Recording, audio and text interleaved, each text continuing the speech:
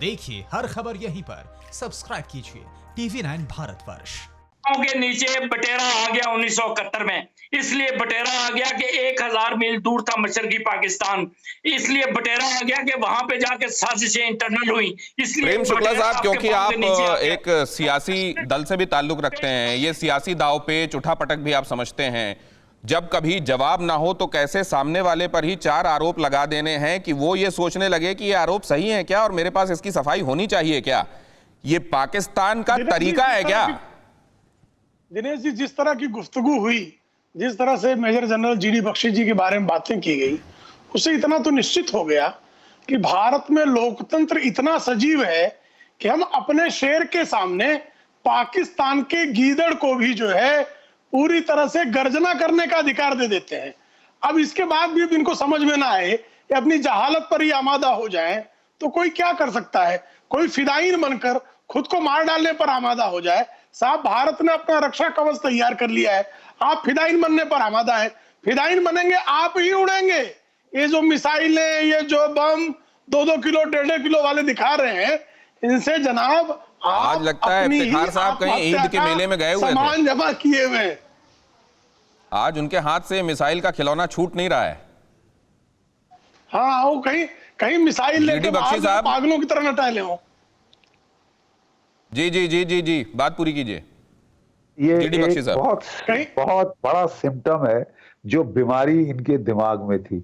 बहुत देर से इन्होंने दुनिया भर का बेवकूफ बनाया। भारत की जो कांग्रेसी सरकारें थी उनका बेवकूफ बनाया कि हमारे पास एटम बम है, कोई 1.5 किलो का, कोई आधे पाव का, कोई दो पाव का, और अगर आपका एक भी सैनिक सीमा के पार आया, पॉप गोज द वीजल, हम तबाह कर देंगे दिल्ली को, मुंबई को, बेंगलोर को, क्या क्या क्या।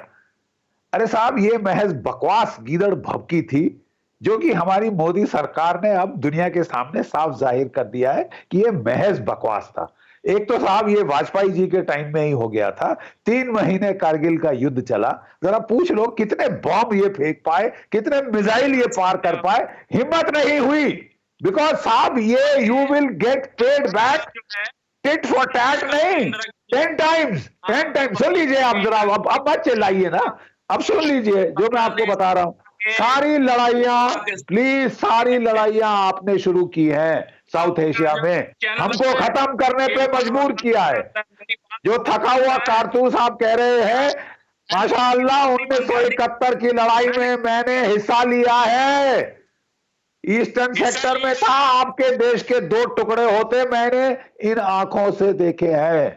प्लीज, मैं आपके बहुत पहले पैदा हुआ हूं, मैंने बहुत सारी जो है गरमाई की मौसम देखे हैं और बख्शी साहब, आपको ये सब कहने की आवश्यकता ही नहीं है। क्या लोग आसमान की तरफ मुंह करके थूकते नहीं हैं? क्या करते हैं? वैसा करने दीजिए। कुछ देर में अभी चेहरा साफ कर रहे थे इफ्तिखार साहब, और मुझे उम्मीद है कि उनका चेहरा अब अच्छे से साफ हो गया होगा। बहरहाल ईद के दिन उम्मीद ये थी कि अगर कहीं कोई गलतियां हैं उनको दुरुस्त करती हुई कुछ एक बातें मुझको कुछ सदाशयता की, कुछ नेक नियति की, फखर साहब की बातों में ज़रूर उसकी झलक मिली कि लोग पहले के मुकाबले अब बदल रहे हैं, चीज़ें बदल रही हैं।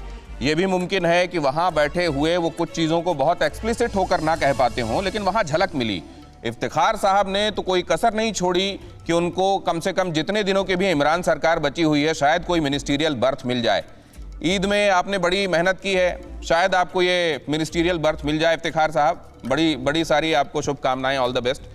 हमारे मेहमानों का जो हमारे साथ आज की चर्चा में जुड़े हुए थे, बहुत बहुत धन्यवाद। लेकिन ईद भी खुशी से मनाई जाती, दिवाली भी साथ मनती, अगर दिल मिले होते तब तो बात बनती।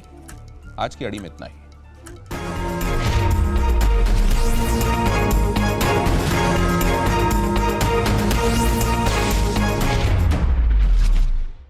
फिक्र आपकी, सोमवार से शुक्रवार रात 9 बजे सिर्फ TV9 भारतवर्ष पर।